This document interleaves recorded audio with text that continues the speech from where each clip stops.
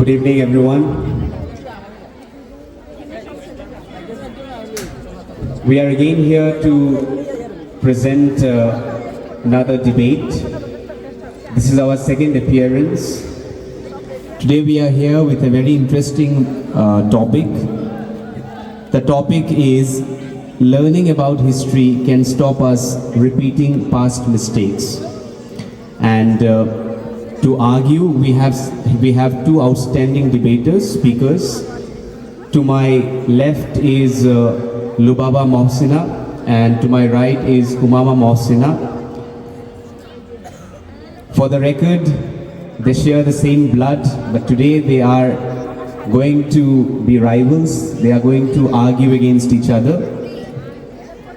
Lubaba Mohsina is going to argue in favor of the motion, and Umama Mohsina is going to argue against the motion. The motion is, I repeat, learning about history can stop us repeating past mistakes. So basically, today we are going to listen to the arguments about whether history teaches us anything or not. Do we learn from history? Can we prevent ourselves from committing the error, the mistakes that our ancestors or our forefathers had committed? Can we stop another war from happening? We'll try to understand from their arguments whether history benefits us or it's just a pastime activity. Alright, so we all know the drill. Each speaker shall get 7 minutes to speak, and I will try to sum up their arguments at the end. So I request Lubaba Mohsina, who is going to speak in favor of the motion, to present her opening arguments. Good evening, everyone. I am Lubaba of Standard 7, and today I am going to speak on the favor of the motion. Good evening, everyone. I am Umama Mohsina of Class 8, and today I am going to argue against the motion. We study history because history doesn't stay behind us. Studying history helps us understand how events in the past make things the way they are today. With lessons from the past, we not only learn about ourselves and how we came to be, but also develop the ability to avoid mistakes and create better paths for our society. We all live in the present and we plan for the future. But how do we understand where we are going and what progress looks like? To know exactly where we are going, we first need to understand from where you have came from. For that, we need an appreciation of history. Events in the past have displaced families and groups, changing the makeup of regions and often causing tensions. Such events have also created government systems that have lasted generations beyond when they started, and all of this affects each person alive today. Take the Great Depression, for example, one of the most difficult but impactful periods in American history. The economic crisis had put almost 15 million people out of work and sent countless families into homelessness, stealing their sense of security. Many of these people would feel insecure for the rest of their lives. The government had to learn how to help. This effort gave rise to Social Security, federal emergency relief programs, funding for an employment effort, and etc. And these changes continue to make life more secure for millions of Americans. Society today comes from hundreds and thousands of actions like this. The more you know about how this thing happened, the better you understand the real life. The past creates the present. Our modern world exists because of the events that happened long before our time. Only if we know those events, we will know how we got here and where to go next.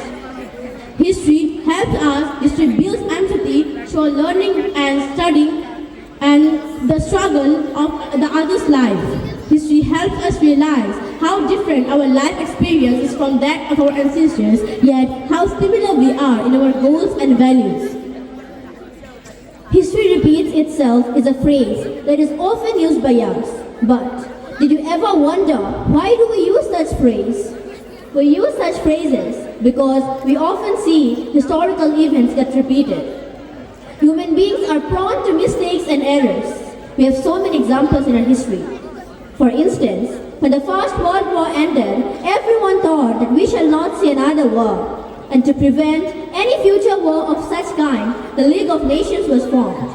But what happened later is known to all of us. the human race witnessed another global war, the Second World War. Now, at this point of time, with all these conflicts and wars going between different countries, can we guarantee ourselves that there shall be no third world war in the future? The argument that I want to put forward is that human beings are determined to commit error, and we read history for the sake of interest. But in reality, it doesn't help us substantially to prevent ourselves from committing the errors again. Knowing what went wrong doesn't prevent it from happening again. People continue to smoke even after they get lung cancer, and their opponent. We're expecting those human beings to learn from the mistakes and pain suffered by other people in the past. How did the original conflict between the Christians and Jews evolve into the current conflict between the Muslims and Jews? The great paradox here is that when the Europeans were driving the Jews out of Europe, the Arabs actually offered the Jews a place to stay. For centuries, there was no animosity between the Muslims and Jews. But the Jewish people, feeling unsafe in the Christian Europe, gave rise to Zionism. The Jews wanted their own country. This started a long and complicated process that in 1948 led to the creation of a new Jewish state, Israel, in middle of the Muslim territory. Mass immigration of Jews into Palestine, following by a mass expulsion of Christian and Muslim from their own land, led to the conflict rages to this day. But growing hate that Muslims felt towards Jews had initially nothing to do with religious differences. It was just because of the local differences. Now, what might help is to reconsider the history with a fresh perspective and to think what happened. But it is up to our imagination to find the solution, and it is up to us to acknowledge the human factors that lead to these conflicts. You are right, humans are prone to error. But in an ideal world, we must believe that all the errors and mistakes can be avoided by understanding the ramifications the error had in the past and making the people realize the outcome of such mistakes in the present day society. Those who cannot remember the past are condemned to repeat it. George Santayana's quote is one of the academia's most cited and paraphrased lines, and one that explains perfectly why somebody should learn history. Learn from the mistakes made and resist, and question if we see the similar pattern emerging. Being able to learn from the mistake is one of the biggest benefits of learning history. As a species, humans have done a lot of mistakes, but history is filled with some terrible things. But because we know about them and have responsible knowledge of how they started, we can prevent them from happening again. When the French Prime Minister mentioned going to war after the Paris terrorist attack, we can look at the history for an idea of what that might cost in terms of money and life. From there, better decisions may be made that are inspired of the movement. The sentiment that history repeats itself aspires to common sense and is hard to disagree with. My dear opponent said that knowing the ramifications can prevent us from doing wars and genocides, etc. But let me inform you, this introspection is missing in the human beings. We don't take any real interest to know the ramification of the wars, genocides, etc. that we have committed in the past. In an ideal world, I would believe of having a world free of wars, riots, massacres, etc. by learning from the past horrors.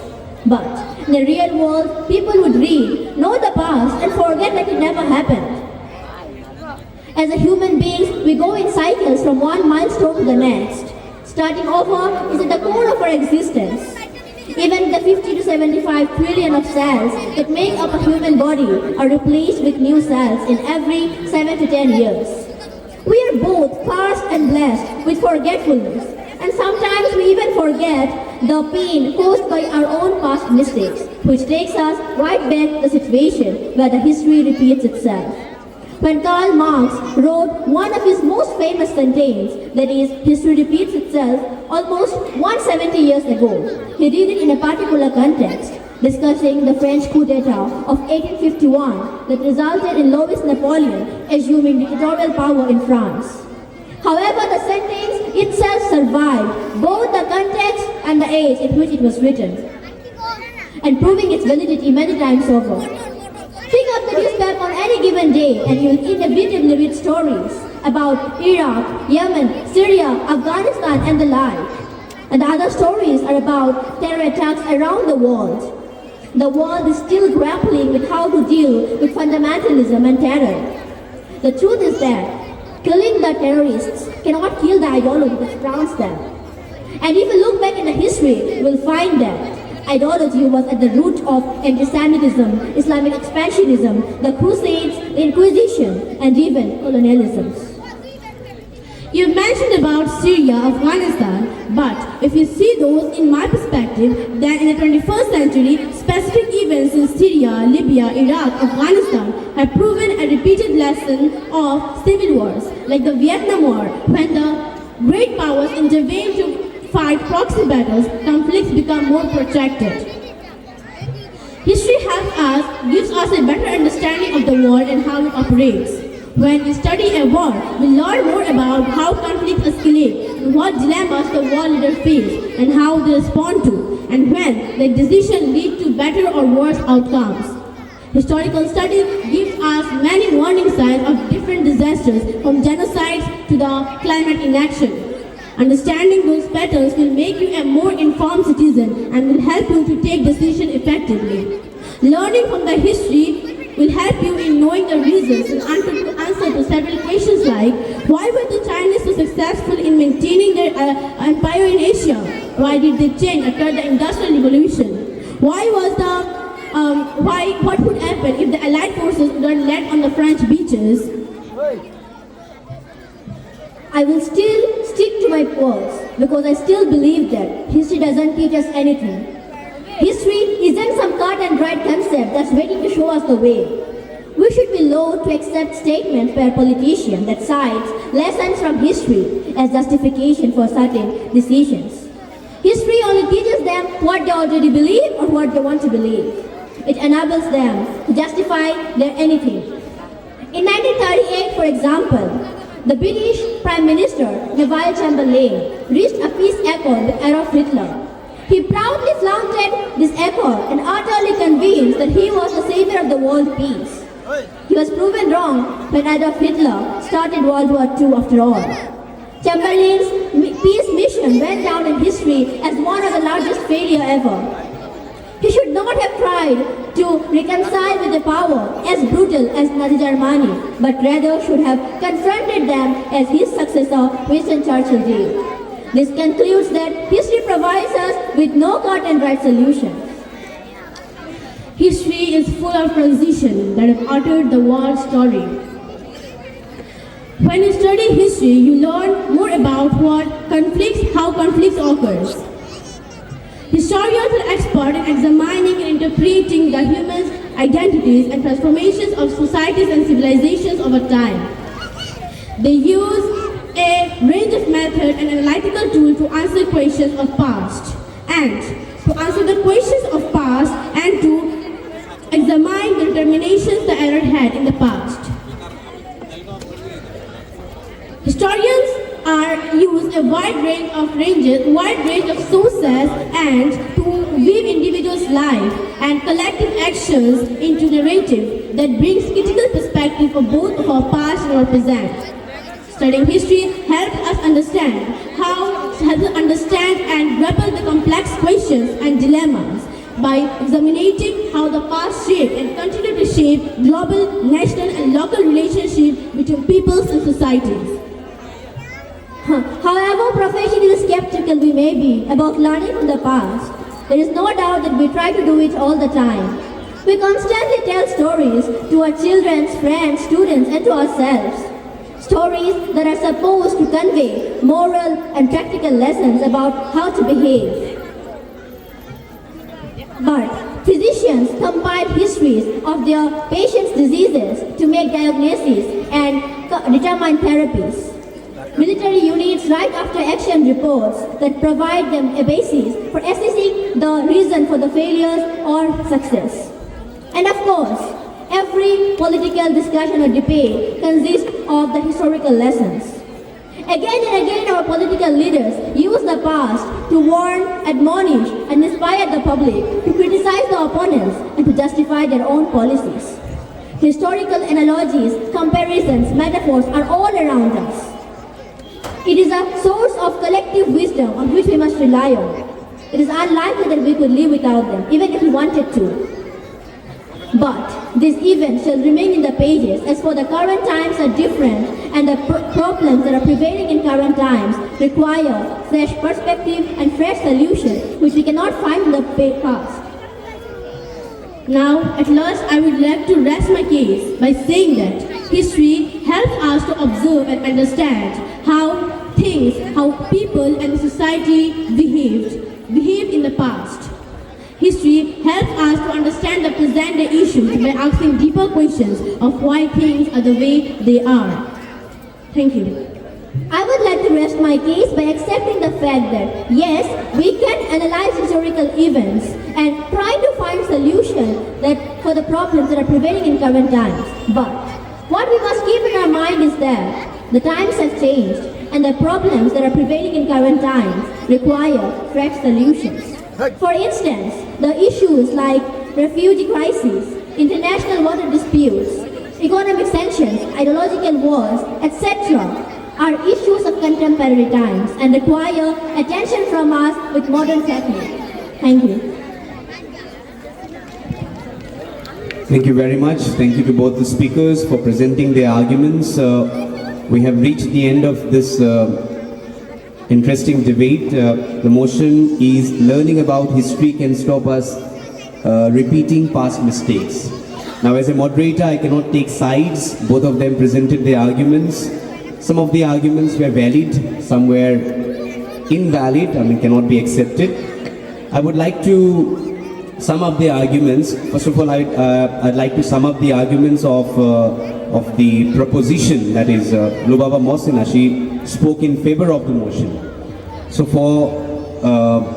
according to Lubaba, we learn from history, we can analyze history, historical events, and we can stop ourselves from committing errors and mistakes that our ancestors or our forefathers had committed. But according to Umama Mohsina, we really do not learn anything from history. In an ideal world, we believe that we'll learn from history and will not repeat the mistakes.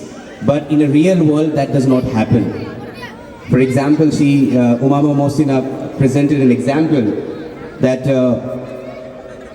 when the First World War ended, everyone thought that that's the end. We'll not see another global war. But that we all know what happened. In that particular century, in the 20th century, we saw another global war, the Second World War. And today we are on the verge of having another war, another global war. Today we talk about the nuclear war. So the current crisis that we have around us across the world shows us that we really do not understand the ramifications or the results of genocide, wars. That's why countries indulge in wars. So both of them presented their arguments. Due to paucity of time, I cannot stretch this debate. We have some other events lined up. So thank you all. Thank you to Theatre Workshop for giving us this platform. I hope all of you enjoyed it. Thank you again. Thank you very much.